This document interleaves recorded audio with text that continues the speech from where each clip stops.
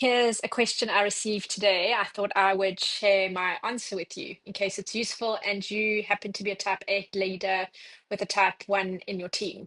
So here's what he said. I'm a type 8 and I lead a type 1 who struggles with the speed, intensity, and novelty I bring. Do you have any advice? Okay, so the type 8 and type 1 combination can be a little bit tricky because both want control and both tend to think that their way is the obvious correct way. But for ones, the motivation's more about doing things well, doing things correctly to high standards and making sure not to compromise, especially quality and excellence. Whereas for eights, the focus is more on action and speed and decisiveness, big picture, and very much the thinking done is better than perfect. For eights, the emotional pattern in Enneagram language is lust, which really means intensity, excess.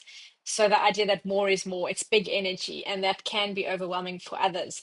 Whereas for ones, the emotional pattern is anger, which is more a controlled, internalized anger. It's more a frustration that can find it hard to let things go. So the eights will make their big feelings obvious, where the one tries to suppress their feelings if they feel that they're inappropriate. So you can see how the two types might struggle to see eye to eye.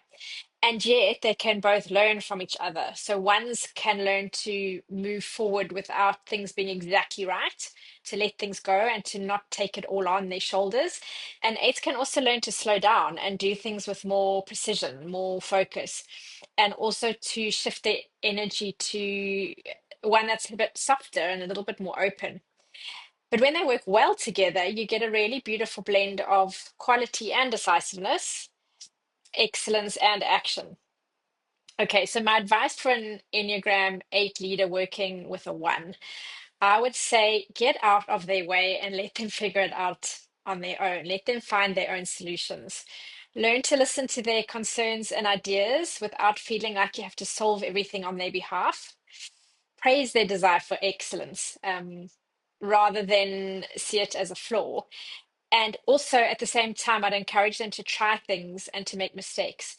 What you'll need to do is show that trying things and failing and making mistakes is actually rewarded and it's not punished.